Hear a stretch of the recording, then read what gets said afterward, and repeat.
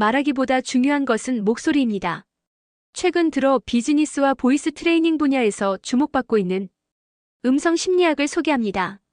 같은 말을 했는데 결과가 달라지는 이유는 뭘까요? 누군가에게 깊이 와닿는 말을 하고 싶나요? 사람을 끌어당기는 대화법이 궁금한가요?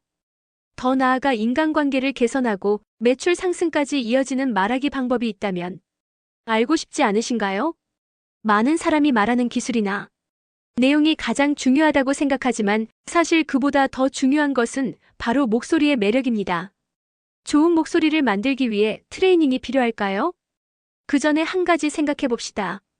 같은 이야기를 해도 귀에 들어오지 않는 사람이 있고 자연스럽게 마음을 사로잡는 사람이 있습니다.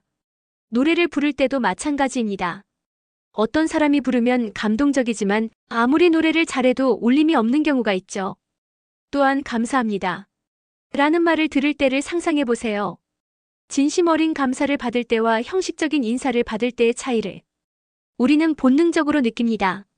이 차이를 만드는 것은 단순한 말하기 기술이 아니라 바로 목소리입니다. 목소리의 힘은 말의 본질을 넘어서는 영향력이 있습니다. 미국의 인권운동가 마틴 루터 킹 목사의 연설을 들으면 소름이 돋습니다. 영어를 잘 모르는 사람도 그의 목소리만으로 감동을 받습니다. 중요한 것은 무엇을 말하는가 보다 누가 어떤 목소리로 말하는가입니다. 목소리는 단순한 소리가 아니라 에너지와 주파수를 포함하고 있으며 그것이 상대에게 직접 전달됩니다. 목소리 하나로 인간관계가 개선되고 자신감이 생기며 심지어 일의 성패까지 결정될 수 있다면 이보다 더 강력한 커뮤니케이션 도구가 있을까요? 건강한 목소리, 그러나 지나가는 목소리. 예전에는 건강한 목소리로 영업을 하면 일이 잘 풀리던 시대가 있었습니다. 그러나 이제는 단순히 밝고 크고 명확한 목소리만으로는 사람들의 마음을 움직일 수 없습니다. 어릴 때부터 우리는 바른 자세와 큰 목소리를 훈련받으며 성장했습니다. 학교에서는 또렷한 목소리를 칭찬하고 사회에서도 밝은 인사를 긍정적으로 평가합니다.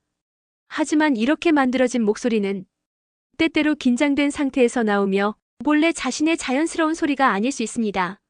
사람은 누구나 관계 속에서 긴장합니다.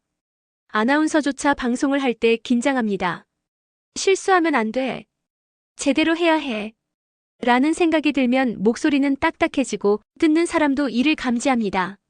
목소리는 정신적인 상태를 그대로 반영하기 때문입니다. 목소리로 고민을 해결하자 매출이 상승한 사례가 있습니다. 한 기업에서 직원들의 목소리를 진단하고 조언한 적이 있습니다. 이들의 고민은 다양했습니다. 부모와의 관계, 배우자와의 갈등, 경제적인 문제 등 말 그대로 각양각색이었죠. 한 달에 한 번씩 3개월간 음성 진단을 진행하며 문제를 해결하는 과정에서 흥미로운 변화가 일어났습니다. 고민이 해소되자 자연스럽게 매출이 상승한 것입니다. 사적인 고민이 많을 때 에너지는 분산됩니다. 일에 집중할 수 있는 에너지가 부족해지면서 자연스럽게 성과도 저하됩니다.